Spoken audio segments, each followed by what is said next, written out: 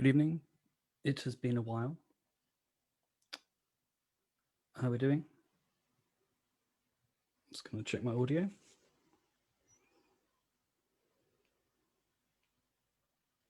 Good evening. It has been a while. So, how have you been since we last did speak? Sorry, I had church and circuit related meetings. Hello, Eunice. This week, every night until today. So, not really been able to do stuff, but it's good to be here this evening. Hello, Pius. Hello, Leslie. Just while we gather, rather than play music, I want to read you something. This is from a website written by a lady called Robin here in the UK, and her blog, which is robinwrites.co.uk. That's Robin with a Y, like in Strike, if you've been watching that on Sunday evenings. So robinwrites.co.uk. It's entitled Metal and Religion, Sworn Enemies or Friends with Benefits. Is enjoying heavy metal at odds with being religious, or are they just misunderstood friends? Well, plenty of people seem to think the former must be true. How can you listen to music like that? Didn't you say you were a Christian? I've lost count of how many times I've had that reaction from friends, mostly followed by them either taking their mickey out of me for her love of metal or her being vaguely religious. And recently it's got her wondering, what is the place of religion in metal?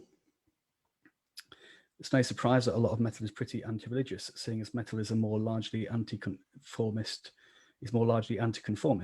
and it's not difficult to find anti-religious sentiments spread throughout the genre. Very true. Also true of other non-conformist genres, in terms of punk, perhaps even some of the more modern ones, because I'm old.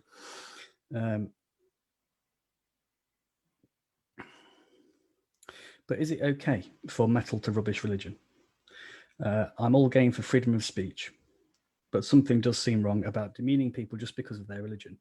I love metal's stuff you and stuff what you think attitude, even when it's aimed directly at religion, but only when it's used in a positive way. Stuff what you think, this is how we are and we like it. This is the sort of message that unites fans and makes people feel accepted. Yes.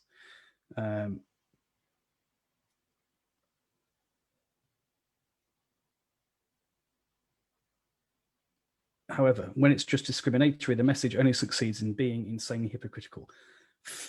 Stuff religion for being intolerant and aggressive. If you're going to be totally intolerant of intolerance and aggressive towards aggression, then you're headed for chaos. Have people learn nothing from Martin Luther King Jr.? Amen. Turn it around though, and you can argue that it's equally unfair for religion to rubbish metal. It's the same hypocritical stereotyping and alienation. There we go.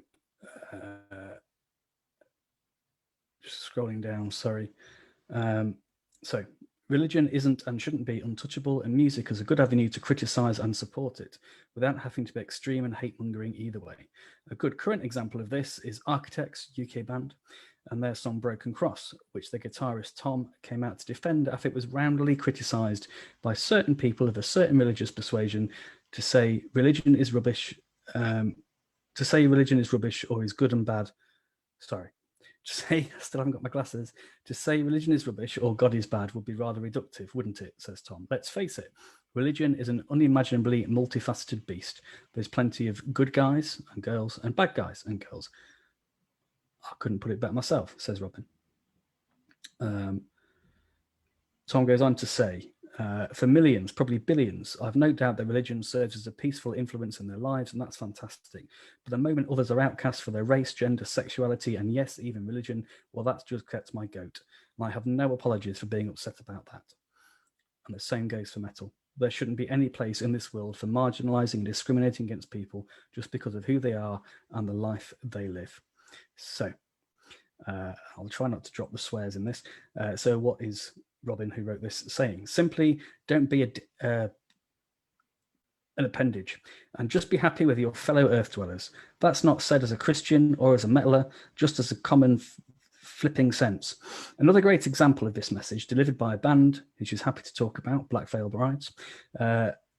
Sorry, that she's more happy to talk about than bands like Black Veil Brides, is from Bury Tomorrow. We're going to use the lyrics tonight from Bury Tomorrow.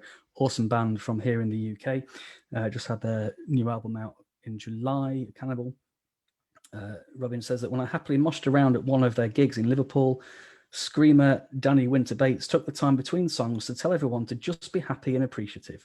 You can tell me you love Justin Bieber and I'll still shake your hand. I think we can all agree. That's pretty blooming tolerant. Like any art, metal is there as a freedom of expression. It can criticize religion and I can still enjoy it, just as I can enjoy Mutter by Rammstein, even though I get on pretty well with my own mother. Stereotyping and aiming to be offensive to any group is out of order, though. We can make quality music without needing to be so-and-sos to each other. So there we go. I'll just pop back to Facebook and see who's there. Got a few more people. So let us, as we celebrate, hello Louise, hello Joyce, and to the people that's not telling me who it is, as we celebrate whatever we believe in, and we celebrate love of music, although admittedly this might not be your personal cup of tea in music, Catherine.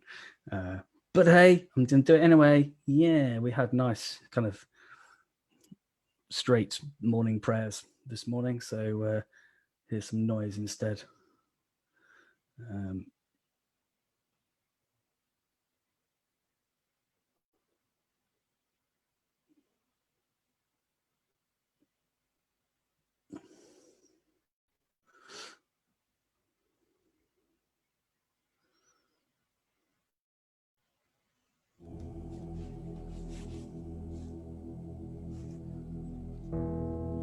As moon rises, the sun slips sight, begins the ritual of this night, for those convinced their path is right. Gathered from north, south, east and west, yet called at another's behest, those treading the path that is left. From near and far, come as you are to this place, and embrace this space, as darker hue embraces you. Hello, Hugh. Of water, spirit, earth and fire, confessing the sins of empire, we come with our wounds and desire. Sorry, I'm making a mess of the clicking. Sensing that we are not alone, drawn to the flame that guides us home. For here, you, me, and yet to be. Oh, there we go. Importance and signs of these times, for the sake of all those maligned, is yet the home of the divine.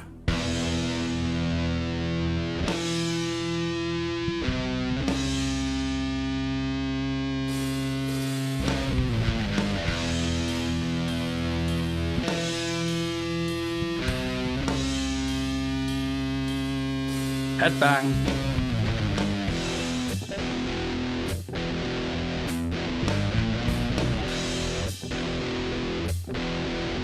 Double bass.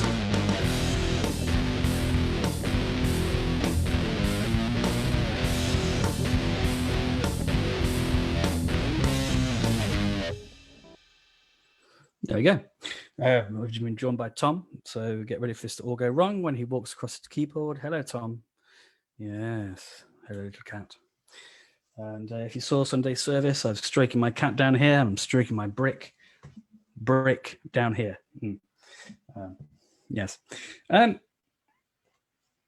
Other things since we last spoke, or even just from today, that we want to lay down. As we do, I want to share these words. We mentioned Bury Tomorrow. I was quoting that article there. So from the new album Cannibal, this is the words to the song Imposter, which I think I hear. It's not necessarily what they intended, but such is art, that we receive it and filter it and find meaning in it because of the interface between the art, the artist, and us as the person who engages with it, given what's going on at that time. But I kind of take it and read it as those little nagging voices in our heads, the one that as you try and sleep at night, just as you're starting your life goes, "Good evening, it's me. Can I just remind you of all the terrible, stupid, daft things you did today? In fact, let me read them back to you." I quote, and I think this is verbatim, and then that sort of replay of, "Oh dear, why did I do that? Why did I say that?" Maybe this is just me. I'm totally willing to accept that. But yeah, that sometimes we can be our own worst enemies in that way. That's how I've read this song. Or it could be the nagging, lingering impact of other people's words and actions towards us that have held us back and down. So Imposter by Bury Tomorrow says this: "You have always been the first to say that I am worthless in every single way. I've been tired for so long now, how can I drown out the sound? Two's a crowd, a voice so loud, when there's no one around, pushing me down. Two's a crowd, a voice so loud, when there's no one around, I hear the sound. Hear the sound. To be living on the limit of every single minute, I am on the ground, shrouded by the image, struggling to see it. Please, imposter, can't you tell that I'm spinning in this hell? Constant moments I can see cutting tears inside of me." Hello, Katie. Yes, you can have the bath, but put it back when you're finished. I will. Yeah, all right. Wait, let me bring this up. What are you bringing upstairs? Love you too. Remember to rinse your hair well. Where were we? Sorry, yes.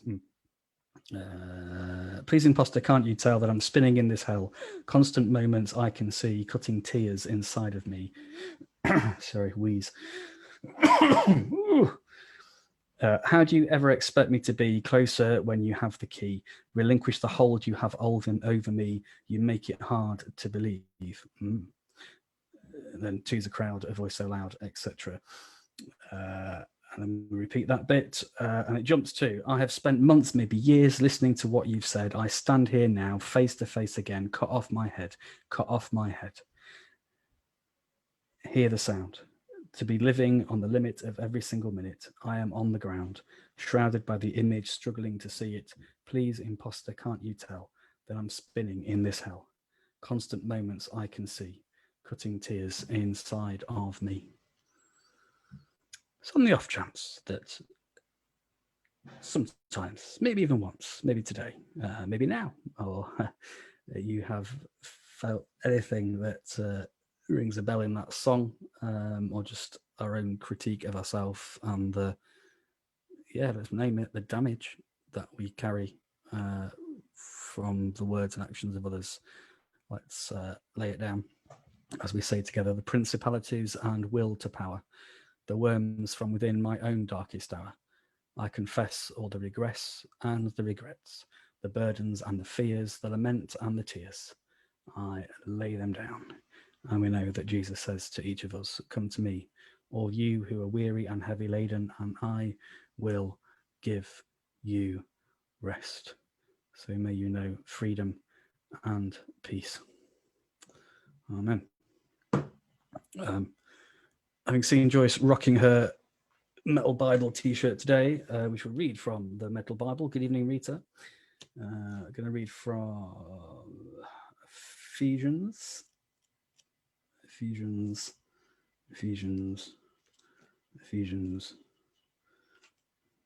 I have a theory: when you're trying to find a Bible passage in a hurry, the pages stick together, making you look completely incompetent on knowing where things are in the Bible. That's my excuse, and I'm sticking to it. Where's a proper Christian and theologian when you need one? Who's moved it? Someone's moved it. Where has it gone? Where's it gone? Where's it gone? No. There we are. Found it. So what did I say? Ephesians 4, 31 to 32. Ephesians 4, 31 to 32. There we are. This is under a section generally about living as children of light. But hey, you can like black and dark and still be a child of the light. Yes, yes. And I'm saying those words in no way. So we had Synod on Saturday, and I'm working on something that is a response to former president of conference, the Reverend Dr. Inderjit Bogle, said he gave a lecture at conference. We shared it at Synod in response to the pandemic going on at the moment, and how the coronavirus pandemic is revealing, unearthing, bringing to the fore the pandemic that is hatred and racism, as expressed through the Black Lives Movement in response to systemic institutionalized racism. And he kind of, was saying, well, this whole kind of dualism dichotomy, which, in terms of Gnostic thought and the context in which some of the New Testament writing emerged, just has become part of our language over centuries, and just this thing of, clean, unclean, holy, impure, white, holy, dark, black, unholy, dirty, unclean, and how just that, even within church language, especially in church language, just absolutely, perhaps unintentionally or even unwittingly, just reinforces and sets up and plays into the divisiveness of racism. And, actually, if we believe, as it says in the Bible, that all people are made in God's image, then can we get over some of the use of that language and just celebrate the beautiful rainbow diversity that is humanity, and maybe through that also we learn to celebrate and appreciate and care for wonderful diversity of God's creation. So this is Children of Light, but that doesn't necessarily mean that darkness is not also part of light. Again, we've said Psalm 139, darkness and light are as one with God. Anyway, shut up, James. And do not bring sorrow to God's Holy Spirit by the way you live. But it's still okay to listen to metal. Remember, he has identified you as his own, guaranteeing that you will be saved on the day of redemption. Get rid of all the bitterness, rage, anger, harsh words, and slander, as well as all those types of evil behavior. Instead, be kind to each other, tender-hearted, forgiving one another, just as God through Christ has forgiven you. Yeah. So, that picks up what Robin was reflecting in her article that I quoted from, and just these false dichotomies and arguments that we set up as human beings between, you can't live like that, you can't listen to that, you can't dress like that and do this as a Christian. And that then becomes, as she said, a sort of counter hypocritical argument saying, oh yes, you have to be all tolerant, but actually I'm judging you as a Christian, I'm judging and condemning you. And actually, let's look to ourselves a bit, and let's try and move away with God's help, whichever way we understand God, the divine, the ground of our being, the universal force of love, as we seek to challenge ourselves with our own bitterness and rage and anger and harsh words and slander and things that says evil behavior, but maybe it's those things that are destructive to us. As we said the other night, judgment and sin. Maybe it's those things that we do and say that put an obstacle between us and God, who has offered us at atonement, at one-ment through Jesus. But sometimes what we do and how we live and what we say puts things in the way again. So we pray that we might just be aware of those things. And so, that doesn't mean that what others might say is evil behavior, listening to this music. No. I just pray, it talks about the Holy Spirit, that the Spirit of God would enable us to have wisdom and discernment and other gifts of the Spirit. And that at the same time we hold on to who we are in God, fearfully and wonderfully made, and that gives us the strength and conviction to truly be who we are in God, rather than just doing what somebody's decided that as a Christian or a good person you're supposed to do, or like, or listen to, or love, or who you're supposed to love, or what you're supposed to wear. Sorry, a bit early in the evening for a sermon. Making up for lost time, that's where it is. Sorry. So as we think about the need in our own lives for less hatred and bitterness, also the need in the world for those things, for more love and care and forgiveness. Are there things that we want to pray for this evening? I want to invite us to continue to pray for Amy, and especially her husband Neil, and especially at this time, and for Patrick, their friend.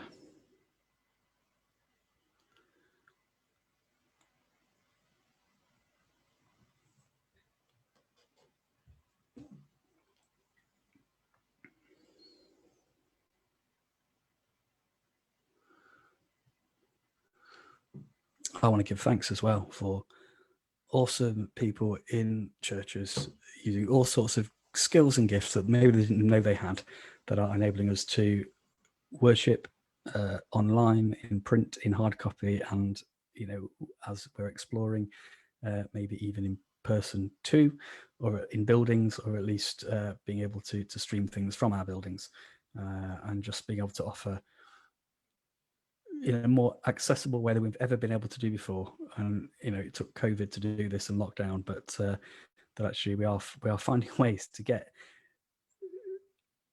the sense that we are still church, and we're praying for each other and caring for each other as we share printed materials, online stuff, and things in buildings. And sometimes that's exactly the same thing in 3 different formats, and we wouldn't have done that 6 months ago. And so maybe more people are able to join, and the fact that people are joining from all over the world. You can do as many church services as you want now, can't you? You can just go from one to the other all week, but that's awesome, isn't it? Thank you, Leslie. Yeah. Hi, Paul. Yeah.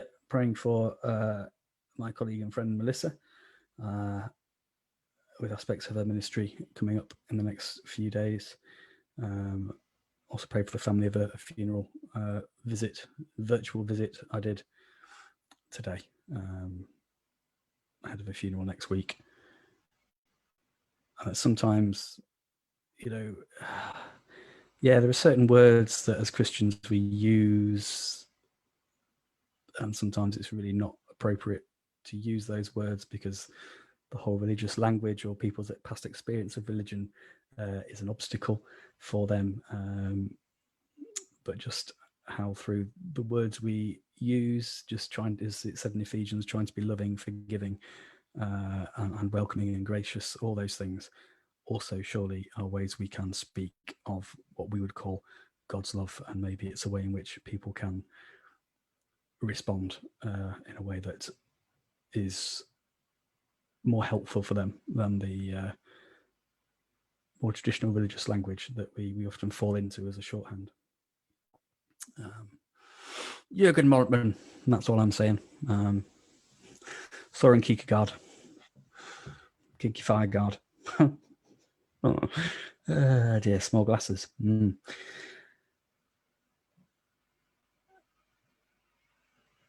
Pray for those working shifts, and that they can join and catch up on online worship at different times. And if you're working different times to, if you're in a relationship and you work at completely different times to the person you're in a relationship with, you can even catch up and worship together in bed. That is not a euphemism, as in you can watch the online, services from that day at a time that works for you. Fantastic, wonderful. Yes, you chocolate teapot. Sally calling me a chocolate fire guard. Oh dear. And we pray for the refugee situation again. Just the whole test and trace. I know 2 people who tried to get tests and couldn't. And as the government tries to respond to that, and as the cases rise and the mortality rate has increased again here, as well as in so many places in the world, that yeah, I don't know what the answer is. Maybe it's just, if we can just put some of the political stuff aside and work together nationally, internationally, and really find a way forward to help each other as human beings through this. Yeah, and those communities and schools that are now sort of finding cases and being affected. And anything else that people want to name out loud or in their hearts or with people they're with, or to type in. And as always, continue to pray for anybody going through mental health issues or crises at this time, that there might be strength for today and bright hope for tomorrow. There is bright hope for tomorrow.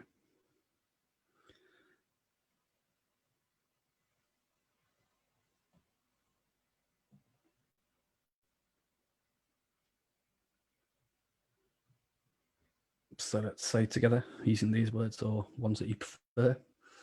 To the one in whom all people and all creation have their being, may your kingdom come.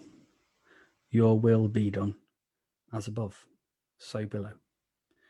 Sustain us for this day. Show us grace, as we seek to show grace to those we feel have wronged us.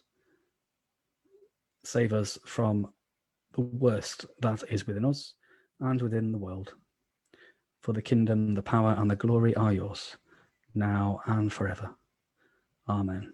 Hello, Rachel. Yeah, thank you, Leslie. Pray for Anderson and his mum.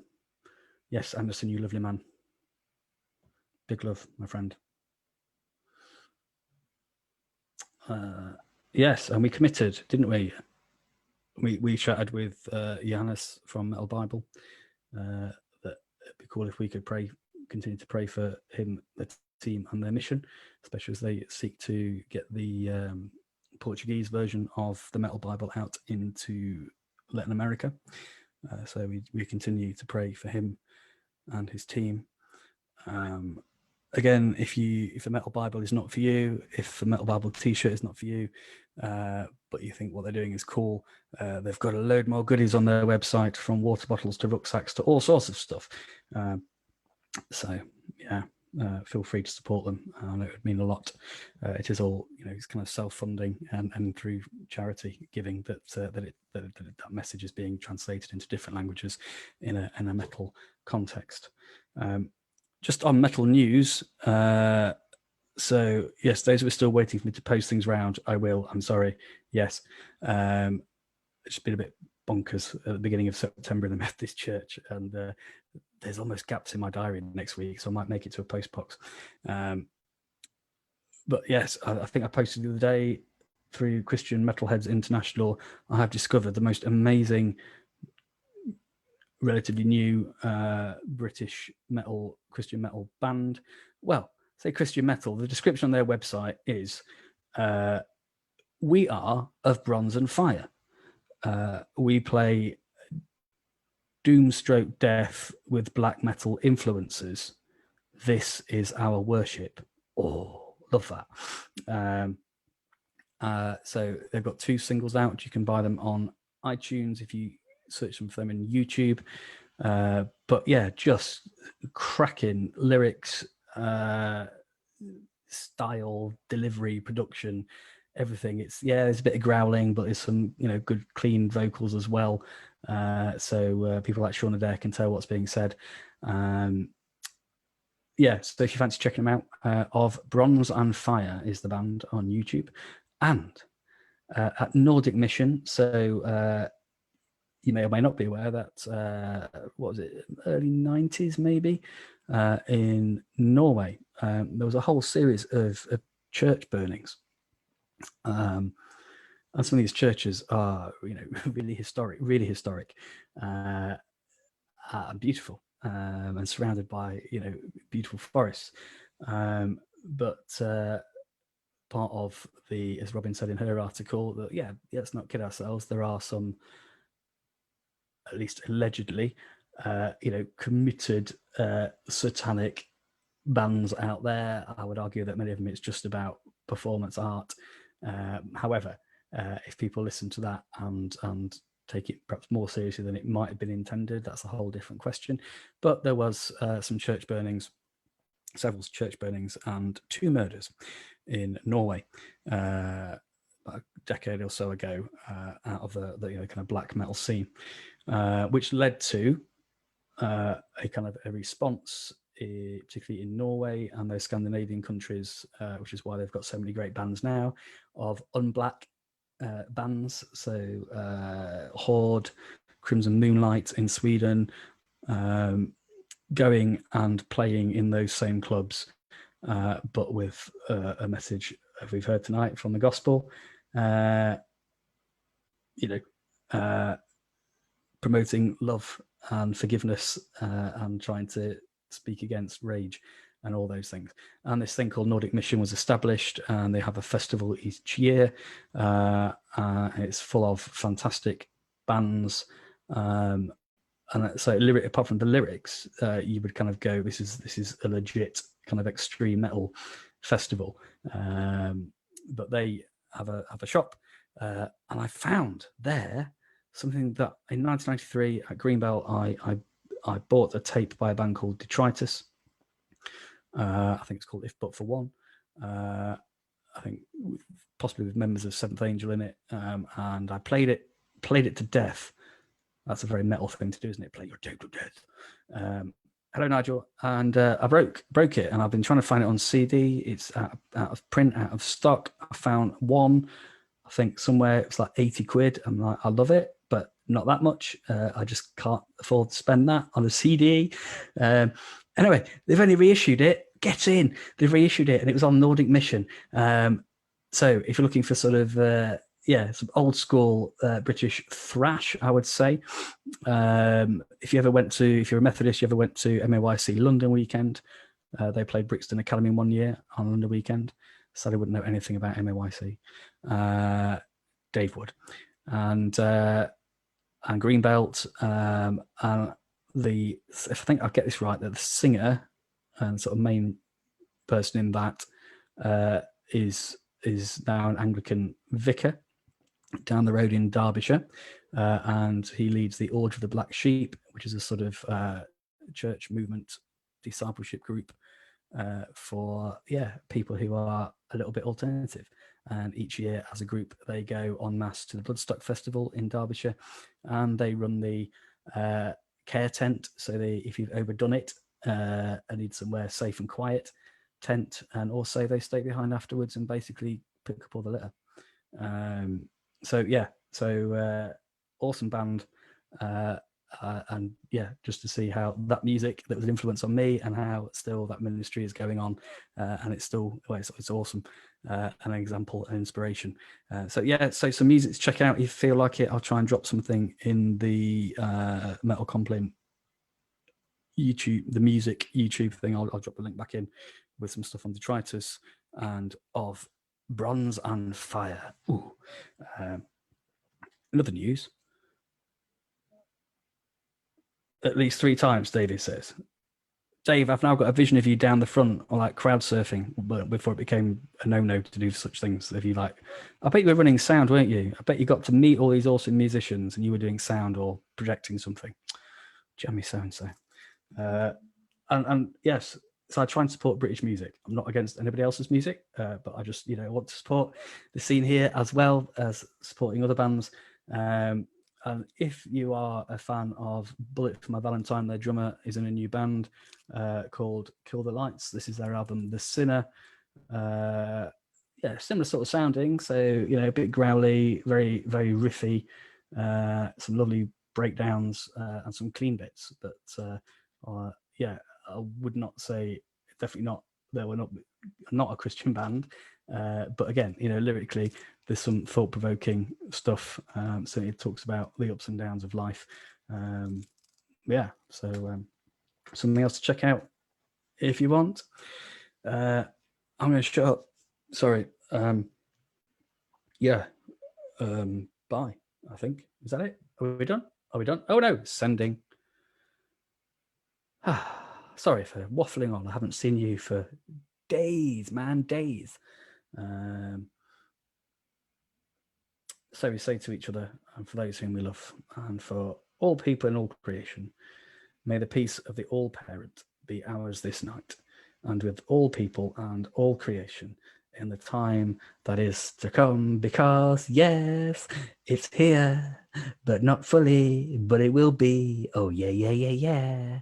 So even if you're having one of those days and you're in one of those places, I pray you'll be open, and God will just allow you to notice those signs of a kingdom that is and still yet to come, and that will be hope and encouragement for us as we join in with the mission of God's love in this world. Now really I'm shutting up, but not before we sway. Let us sway, sisters and brothers.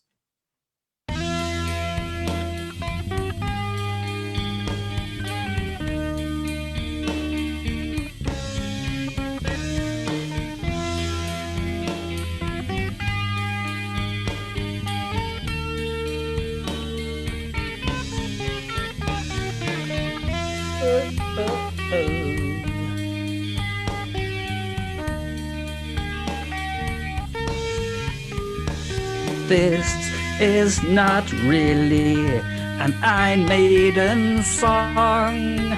It's going to be really out of sync with the music and the... Oh, dear me. What the buffoon on a bassoon. I don't know why I said that. I'm sorry. Oh, dear me. What's happening? Oh, I really shouldn't be doing this. I should not be allowed near a microphone. I'm a liability. Are we still live? Oops. Oh, goodbye. Layers.